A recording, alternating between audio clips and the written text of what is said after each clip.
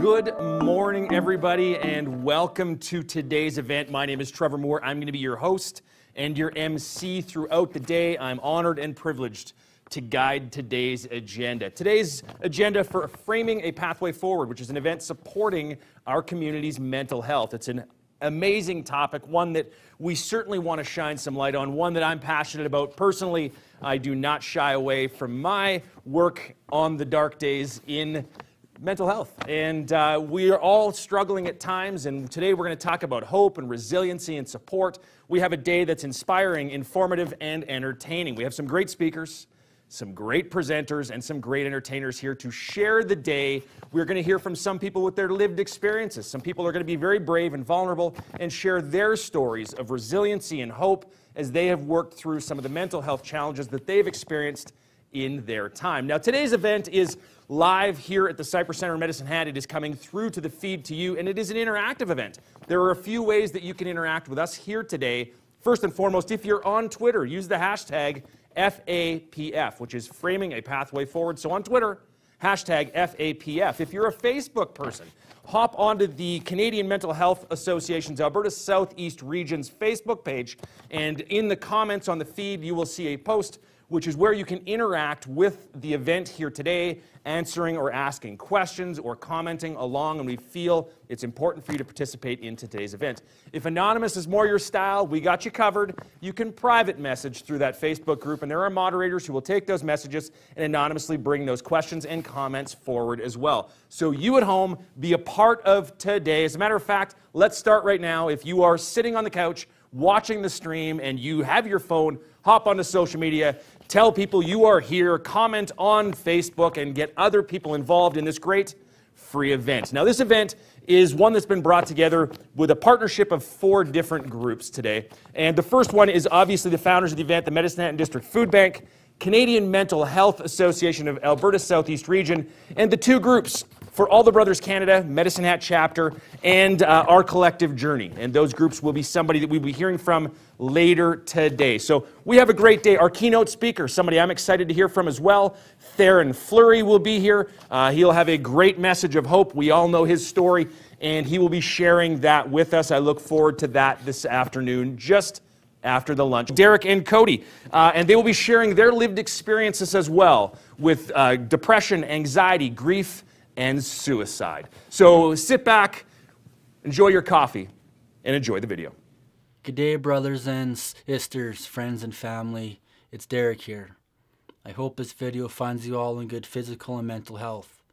If not, please reach out to For All the Brothers Canada, Our Collective Journey, ACT Medical Clinics, CMHA, the Medicine Hat and District Food Bank, or someone you trust.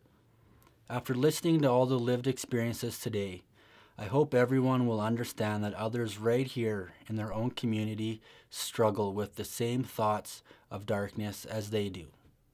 That others understand your addictions and your traumas. And there is no greater teacher of empathy than lived experience. So here's my lived experience. I'm 38 years old. I'm a partner, a father, a brother, and a friend. I also battle anxiety, depression, post-concussion syndrome, and a speech impediment. But today I'm facing my fears. In order to deal with our mental health and wellness, we must sometimes step out of our comfort zone. We must face our fears, our anxieties, our demons, and our darkness. To me, our darkness is that voice in our head that tells us we are not good enough and that we are not strong enough. It also tells us that we are not worthy of love and that we will never find forgiveness.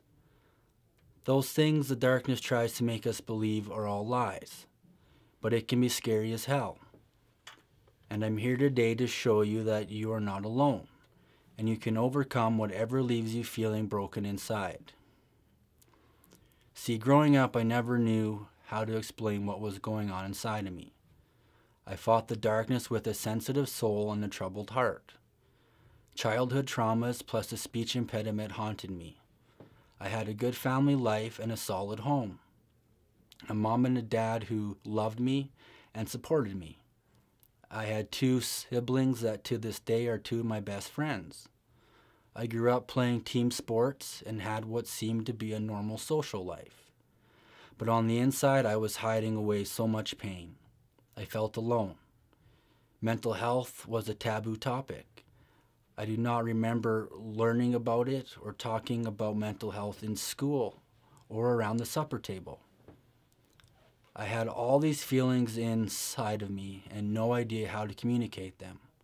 So I internalized all these emotions for so many years because I did not know what depression and anxiety were, and I didn't know what I was dealing with. The first time I thought of taking my life, I was in grade 7. I got home off the bus filled with panic. I ran downstairs and jumped right in the shower. I just cried. I did not want to be alive. I never wanted to go back to school or look anyone in the eye again. I blamed God for my stutter and was mad at him for many years. I did not want to face another day of feeling small and different. I hated going to school and tried to hide in the back of the classroom. I dreaded reading out loud, and when called upon to answer questions, I wanted my world to end. I missed a lot of school because my anxiety had me feeling ill, or I was pretending to be sick because it was easier to be absent than to face the ridicule. Teachers and kids both found my speech impediment an easy target for jokes, and I battled the thought of suicide throughout junior high, high school, and into adulthood. 11 years ago, I was out checking cows and got bucked off my horse. I suffered a major concussion, a neck injury, and a brain bleed. My mental health took an even worse turn. I struggled to numb the pain. I was on low-dose antidepressants for my migraines and brain pains. All the pills left me feeling groggy, foggy, and nauseous. All the side effects from the pills left me feeling depressed and disconnected from my life and the world around me. The darkness began to become too much. Then 8 years ago, I hit rock bottom. My son was born, and instead of feeling complete, I still felt empty. It was a time in a father's life when they should be filled with joy, but I struggled to feel connected to my life.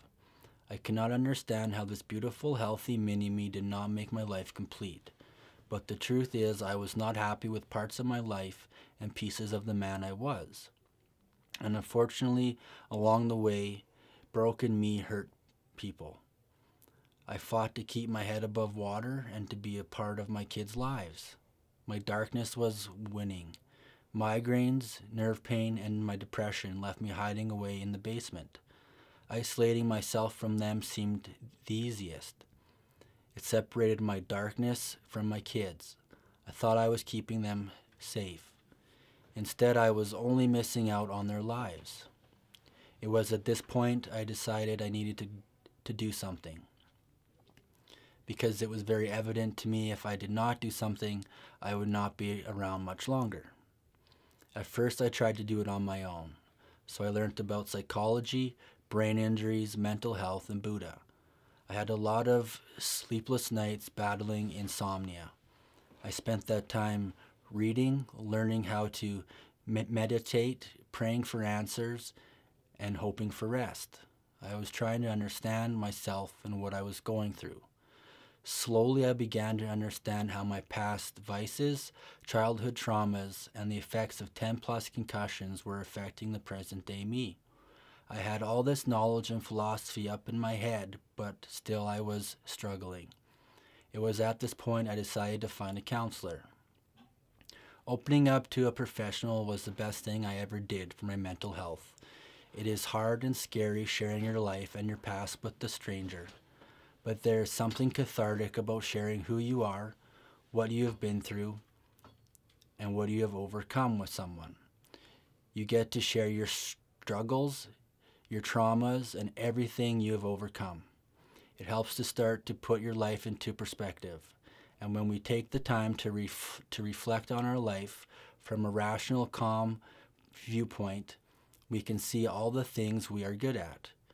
We can start to see the positive parts of our life, and we see all the areas of ourselves we need to work on.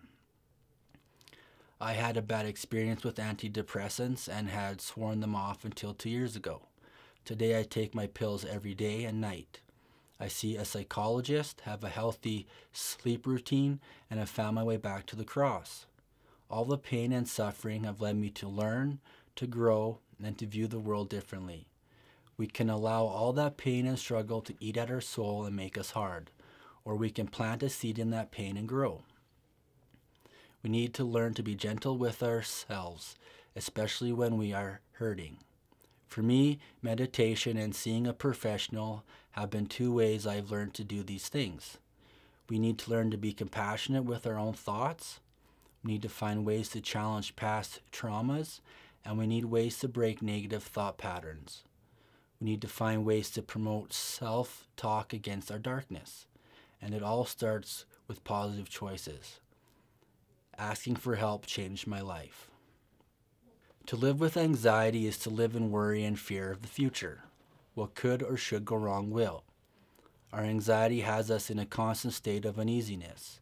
We all have stress in our lives, but when we get caught in the fight or flight mode, our nervous systems get stuck in overdrive, and our brains and bodies can react in negative ways. We can start to feel numb to the world around us or overstimulated. Our hearts and minds are constantly racing like we are being chased by a monster. Unfortunately, those monsters can be our own thoughts and our own actions. You see, life is meant to be lived in the present. When we live with depression, we live in the past with guilt and regret. A wise woman once told me regret and guilt are two useless emotions that only rob us of happiness in the now. We do not have a time machine to go back and change the past. We cannot change our past traumas or take back the pain we may have caused others while we ourselves were hurting.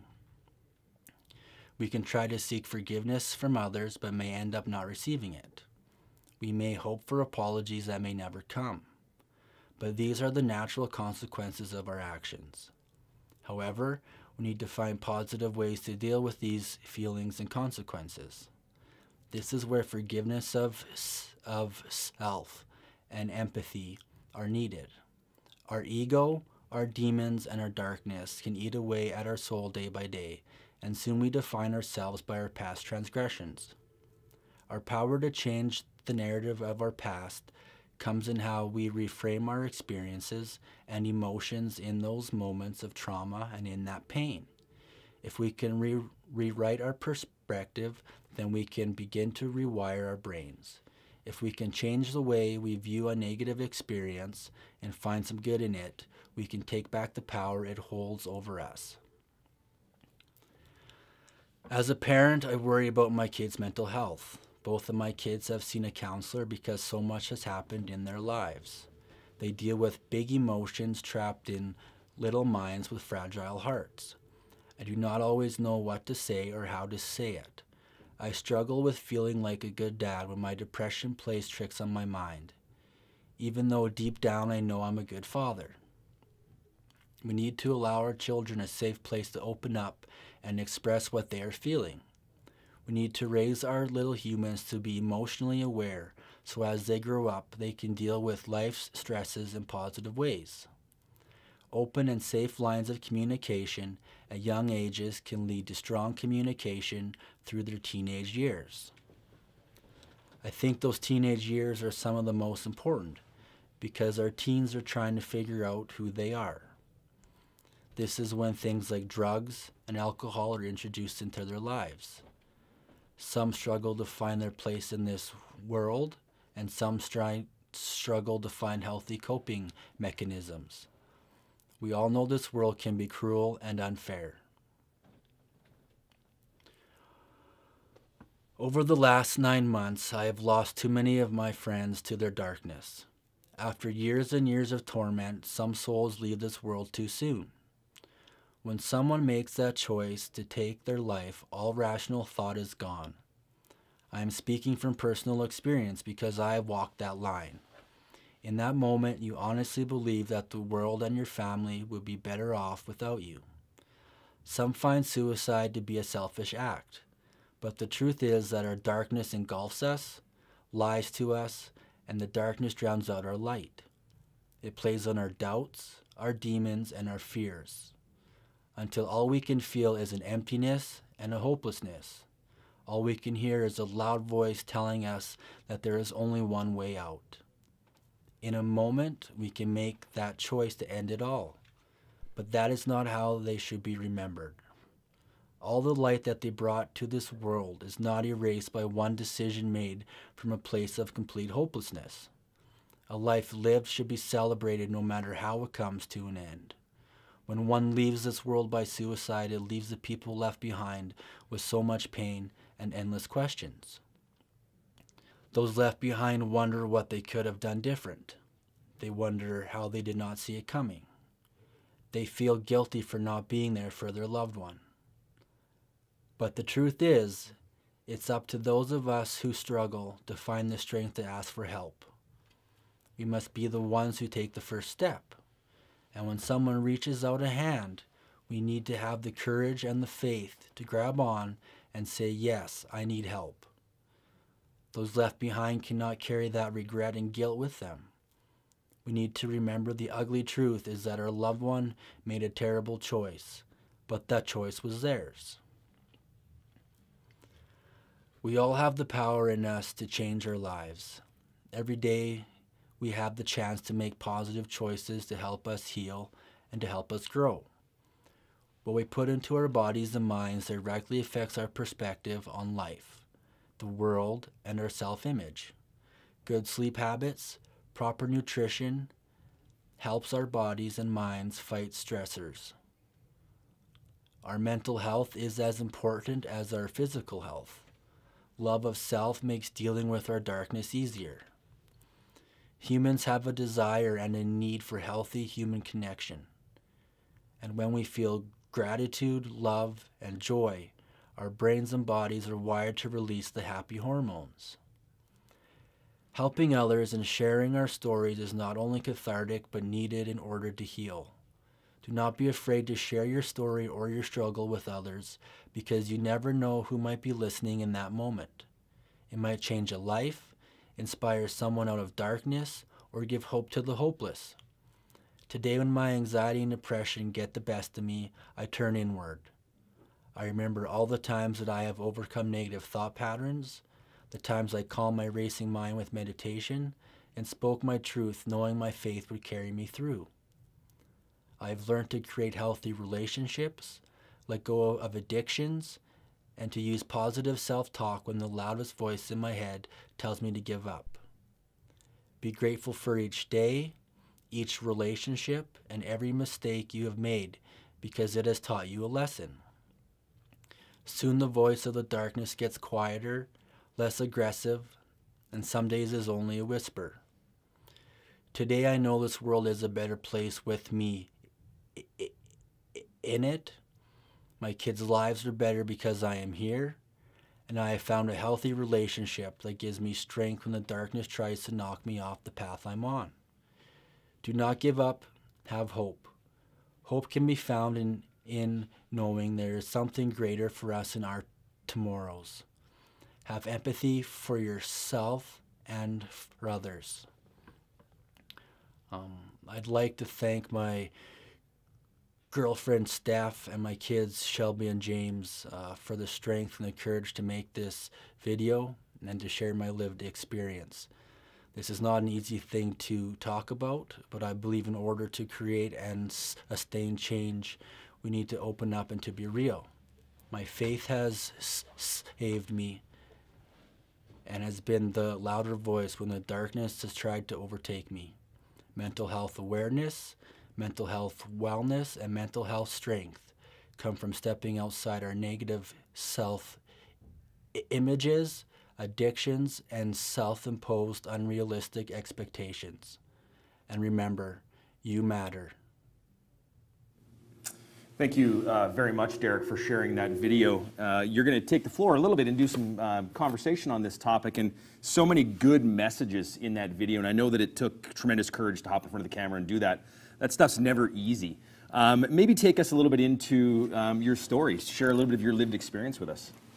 Yeah, definitely, you know, growing up when you feel different than everybody else, it definitely makes it hard, especially when it's a topic that, you know, wasn't talked about back when I was growing up, and I didn't know what was happening with the thoughts and the anxiety up in my head. And you know, I think that events like this are happening now, and I wish that they had happened back when I was, you know, growing up, so that I knew that I wasn't the only one out there struggling with anxiety and depression. Yeah, it's. Would you agree that? And I know myself, looking at similar scenarios with anxiety and depression, that at times, battle number one is the anxiety and depression. Battle number two is the feeling of being alone with that anxiety and depression, isn't it? It is. It's, you know, it's a feeling as like if you're the only. I think that when you start to understand that there's other people out there, especially men, there's other men out there who struggle with the same things. It starts to allow you to be, you know, it allows you to be a little bit more gentle with yourself and not so hard on your tough days. Capacity, kindness is just such an important part of this, but kindness is an inside job, isn't it? It is. You touched on that in the video. Maybe you could share a little bit about that kindness to yourself and how important that was for you. It was huge. You know, I think all of us beat ourselves up probably on a daily basis, and you know, one thing that we have to learn to do is that we can't go back and change our pasts, and it doesn't define who we are today. You know, our past transgressions don't make us who we are, and there's an opportunity every day to make a change, and that change can be hard. It can be scary, but once you make that conscious effort and that conscious choice to do that, your life starts to get better. Yeah, it really is that moment where the light bulb goes on. Maybe less the light bulb goes on, and maybe more the light bulb starts to flicker. It takes time for that to come on fully bright, doesn't it? It does. One of the things that really stuck out with me in the video was one of your initial attempts at sort of figuring this all out was turning to your own education on this. One of the things that I find that's such a common theme between anybody that I talk to that's dealing with any mental health issues or any health challenges at all, we become sort of this professional patient. We start to research, but there's a point in time where we need to realize that we need to work smarter, not harder, and reach out. Maybe take me through that process of how you sort of internally tried to become that professional patient and how you migrated. It's a journey, isn't it? I don't recommend trying to do it on your own by yourself, but it was something that I had to do, and when I started it out, I wanted as much info as like I could get. And when you start to learn about what's going on inside of you, you start to understand that there's chemicals. You understand that there's brain traumas. You understand that there's all these things that you really have no control over. And then all of a sudden, like you said, the light bulb starts to flicker a bit. And it's like, wow, you know, some of this stuff isn't all me. Yeah. And then once I kind of got the confidence that that I could get help, I reached out to a counselor and I got help. And you know, mental health is a personal thing, but it also has to be a team effort. Yeah, 100%. We're opening that conversation, which makes the reach out easier. What would be your advice to people out there who want to be helpful to the people around them and don't know what to say? Do you need to have anything profound, or is it maybe just share about you? Yeah, just share your experience. Be open and honest and vulnerable. You know, just full honesty is number one. You know, and just know that people are there for you, and just be that person that says, you know, when you post on social media that my phone is always on, or my door is always open.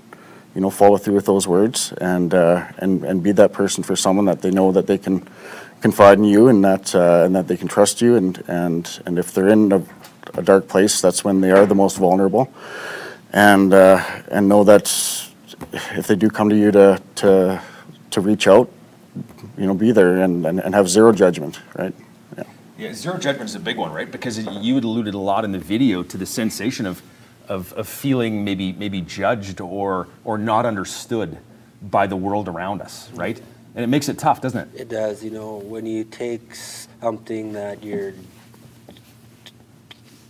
dealing with and you're trying to express it and you're feeling judged, all of a sudden now you don't want to, you know, talk about that now. And, you know, I think that when we're trying to help other people, we need to, you know, listen, not to judge, and have a lot of, you know, empathy, because, you know, we don't know what that person's, you know, been through. We don't know what they're, you know, dealing with, and you know, to judge someone, I think, just reveals parts of ourselves that we need to work on. So. Yeah, we never know what's in somebody's rearview mirror, do we, right? Like, we see them today, and we so often forget to identify that what we are seeing today is a culmination of many things that have gotten us here. And as soon as you start to become aware of that yourself, do you find that it's changed your perspective of others, where when you look at somebody, you talk about empathy, where you don't just see the moment, you see the bigger picture? Has that been a change for you guys? Huge thing. You know, I think that when you allow people to be themselves, and you allow them to be honest, it makes them feel safe. And when people feel safe, they want to talk about, you know, their feelings. And I think, you know, men sometimes were made to not, or we're taught not to, you know, talk about our feelings, and I don't think that's right. You know, men get angry, men get sad, and we need to be able to, you know, talk about that stuff just like everybody else. Yeah, we don't need to be the glue that holds this together, do we? Right. I mean, and that is something that I will look straight into the camera and say, as men, we don't do enough. I think that's becoming more present and more prevalent today. A lot of the external factors change things, right? Like you talked about COVID. I mean, COVID maybe hasn't fundamentally changed anything. It's maybe amplified the things that were societally already going on, and it created this isolation. So COVID has amplified it, but it doesn't have to be COVID. It can be, if you work in the oil patch, it can be a decline in the economy and financial situation. It can be a relationship or a marital breakdown. Just about anything can set this off. So although COVID amplified it, it's only one small piece of this puzzle, isn't it? Absolutely. Yeah. Yeah, it's there's so many factors, I think, that play into all of this, and especially what's happened here in Medicine Hat. There's definitely no one reason, and I think the loss collectively of each individual person had a lot of factors that played in. You know, previous mental health issues, maybe substance issues, maybe, like you said, job losses or stacking grief, like what happened, I think, to some of the friends of ours, and it doesn't get better until you deal with it personally, one day at a time, I think, right? Yeah, in a lot of cases, we can solve it, whatever it is, as soon as we identify what it is. Right, that's right. And so often the challenge is in not being able to fully identify it. Yep. And once we do, it actually becomes a world of opportunities and things out there. And Well, then you've got somewhere to start, right? A starting point. Yeah, exactly. You can't run a race if you don't know where the starting block Exactly.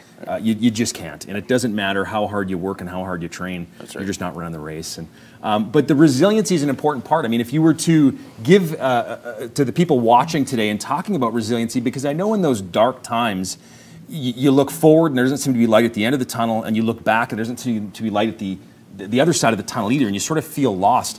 When you can reflect back on that moment where you've been stuck in that tunnel, what would you say to yourself going back then, that now that you've learned some lessons, what would be something you would say to yourself? And I'll ask that question to you in a moment as well. I have one line that kind of stuck with me from when I was out getting treatment, and it was regret and guilt is living in the past, and anxiety is about living in the future, and really all we have is today, right? So I mean, you take these 24 hours that you have right now, and even just make that change for today, right? Or talk about something to somebody just today, you know, because tomorrow's never promised, and I think that's a lesson that we've all learned. And you know, just take your waking hours, these 12 hours, you know, this Saturday, and say, okay, like what can I do to better myself today, or who can I talk to, or where can I reach out today? You know, like worrying about tomorrow sometimes is irrelevant because tomorrow hasn't happened, right? So just worry about what can I do today to make my life even just that much better, right? Because even just shuffle steps is a step forward, right? So just wiggle the needle. We don't need to go from 0 to 60. We need to go from 0 to 1. Not everything has to change right now, right? Yeah. I know as much as we'd like it to, but it takes time, right? You know, like you said, it's like a race. You don't run a race with one step, right? So yeah, exactly. How about yourself?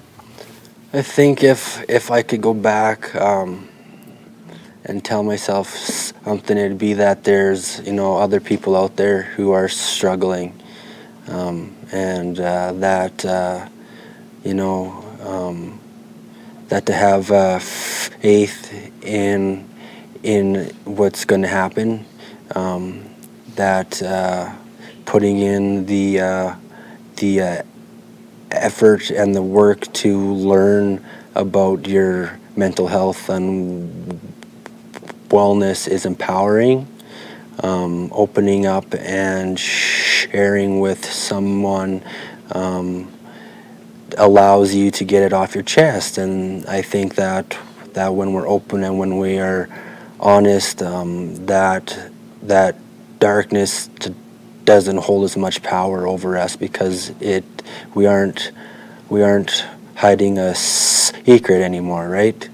And I think that's something that a lot of people struggle with, is that they feel like they have to keep what they're struggling with the secret, and it makes it harder to come to grips with, and it makes it harder to get past. Yeah, the secret is a big one, right? Yeah. What's going on behind the scenes is darn heavy. And we've got to get out there. And as you talked about as well, I mean, the only real gift in life is the present moment, and it's called a present because it is the gift. That's right. And we've got to tackle it today. Gentlemen, I thank you so much for sharing your lived experiences with us and taking some of those steps towards vulnerability. Tell us quickly about, for All the Brothers Canada, where can people catch you? Where can they get on board? How can they join the conversation with you guys? For All the Brothers Canada, we are on Facebook. You can check us out online. Aaron and E2 started the Facebook group back in September to kind of help the community out to deal with all the loss that had been happening, and they've put their heart and soul into this group. They've done some amazing things.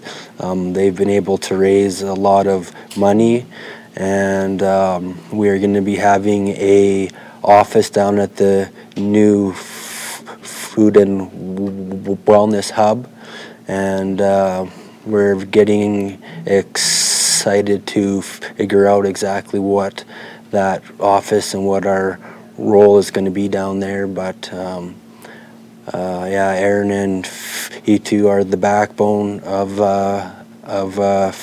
all the brothers, and we wouldn't be here today without them. So excellent. So big shout out to them. Anything you want to add there, Cody?